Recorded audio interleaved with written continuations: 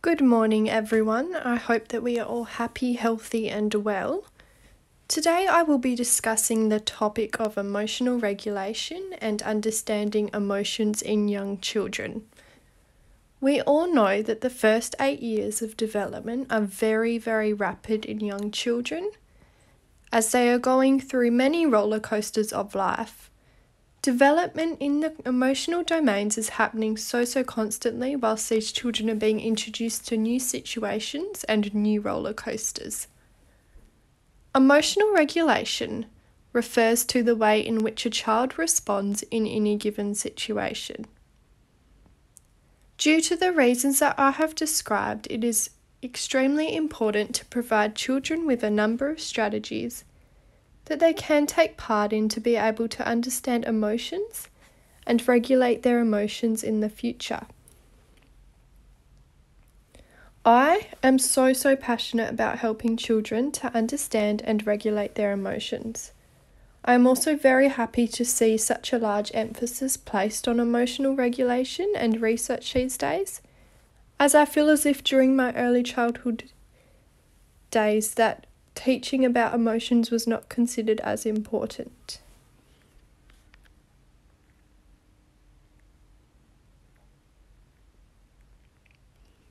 One strategy that I will be talking about to help address emotions is the strategy of meditation.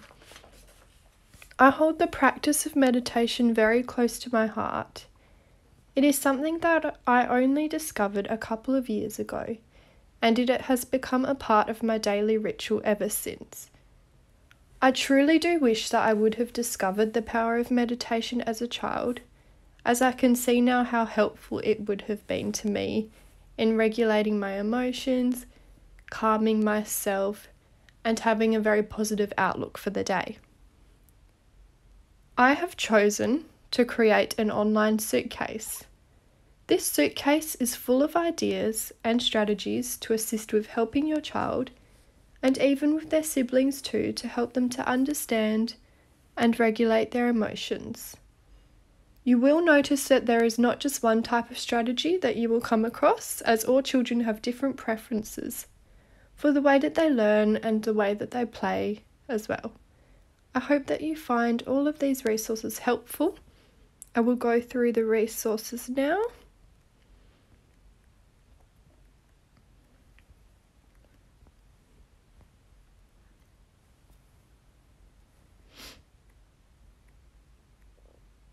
So the first strategy that I have included is children's literature.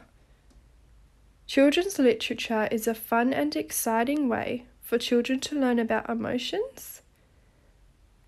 They learn through many illustrations and many colours. Please don't be afraid to ask if you would like to borrow one of the books that I've included as well.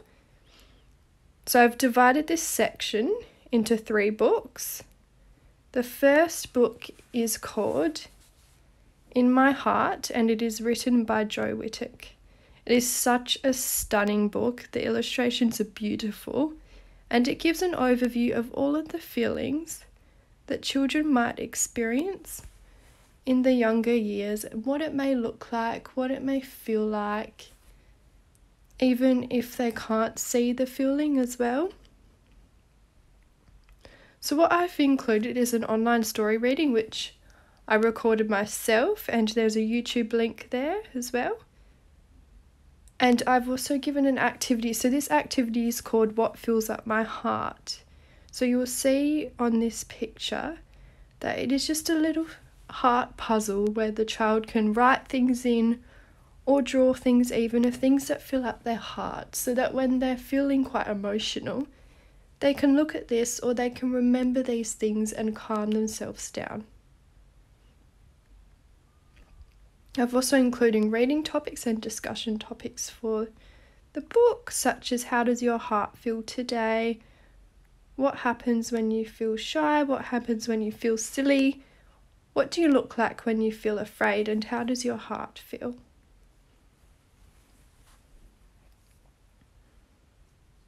The second book that I chose, another favourite, is Brave as Can Be, a Book of Courage by Jo Whittock as well. This really goes through things that children may face that they might find scary. So like bugs, the dark, monsters, things like that. And it helps them to realise that those things might not be too scary and that they can have a different outlook on them. And that sometimes if things get too much and they have this big mountain of fears, that it's always important to have a support system. So I've included an online reading and some questions, such as what happens to your body when you're afraid, and what can you say to yourself to remain calm in a situation that may seem scary. So those are those things that you may wish to talk about with your child when reading this story. The last book that I have chosen is The Very Cranky Bear by Nick Bland. So here's a little picture of him. He does look quite cranky. So pretty much his story is about a bear who is very cranky, and three animal friends come across him when he's in his cave. Now the bear is trying to sleep and he gets interrupted. So the animals run out, but then after some time they come back in because they've tried to think of some kind things to do for him, and this is what cheers him up. So what you can discuss here is that it's always great to have friends to rely on when we're feeling like the bear. And other questions include, what does your body feel like again? Can we rely on others?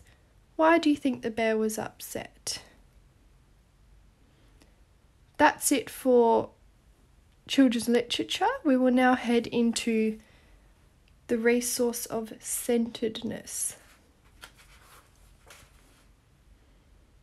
So I have divided the topic of centeredness into meditation and mindfulness.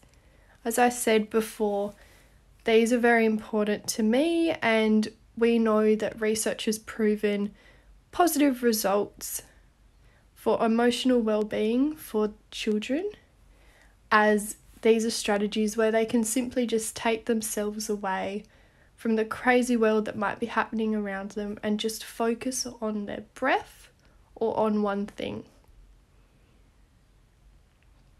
So we will begin with meditation.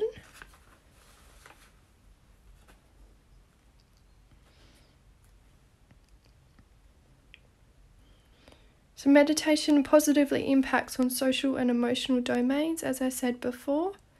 And it's also very good for children who experience things such as insomnia, which I did experience as a child. So I feel like if that was me now, I would be very grateful to have a meditation practice, as sometimes it can be so hard for children to get to sleep and just rest because they've had such a busy day and they can't switch their minds off.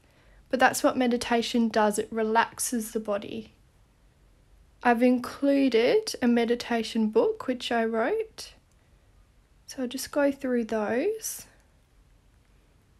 We've got things such as morning guided meditations, sleep meditations again, mindfulness sessions to refocus, body scans, associating the colours with emotions, so rainbows, how children might imagine their colour rainbow.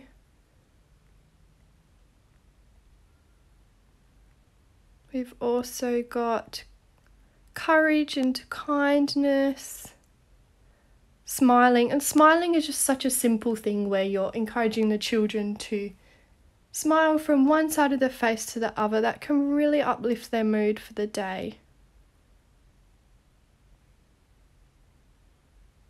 And we've also got My Happiness Garden, where you can ask children to think about what might be in their happiness garden, what they might see, who they might hear in there, and how they feel in that garden.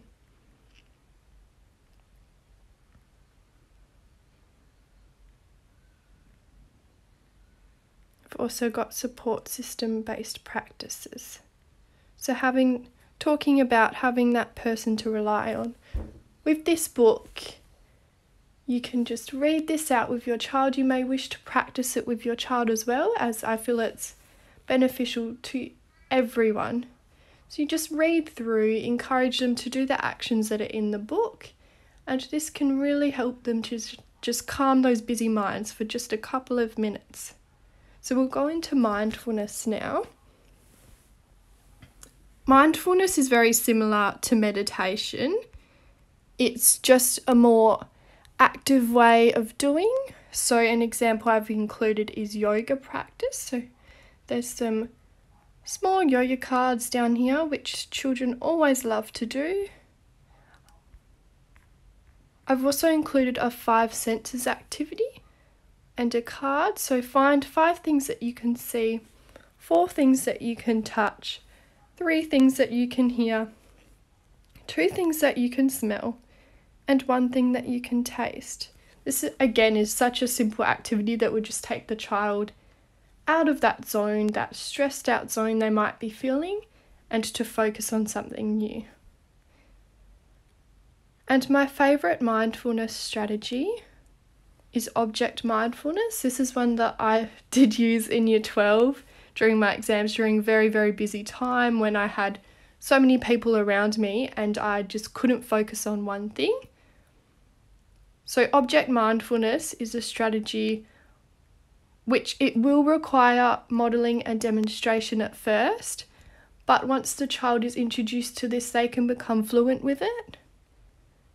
So if you just give them an object and you ask them questions about their object, such as colour, texture, size and function.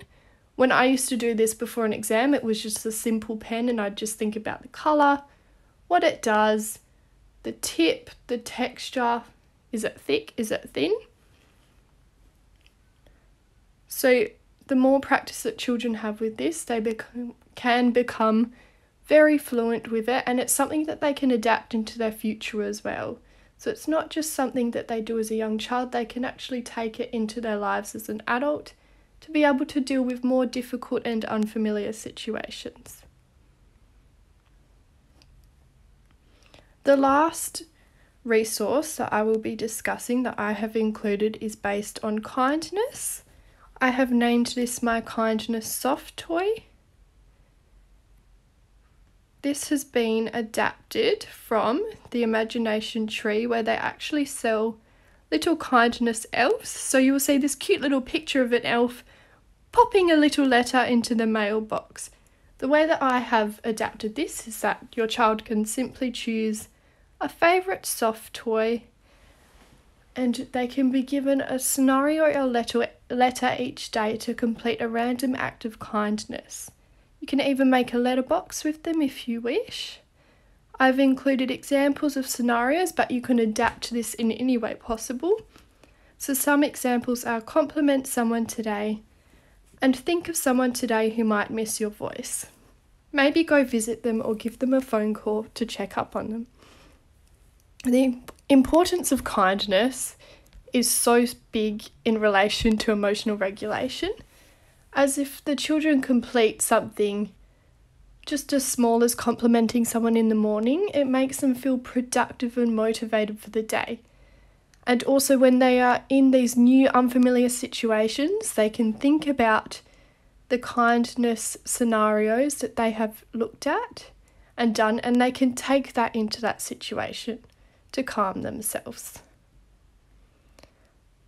That's all of the resources finished. I just have one last thing on this website. So I thought that it would be a really good idea to have a sharing resource or block where you can just simply copy and paste any ideas that you might have in relation to emotional regulation and to helping children understand their emotions. It might just be a picture of a book that you have found, or just simply an activity from Pinterest. Just thought it would be a very respectful place, as we are always learning.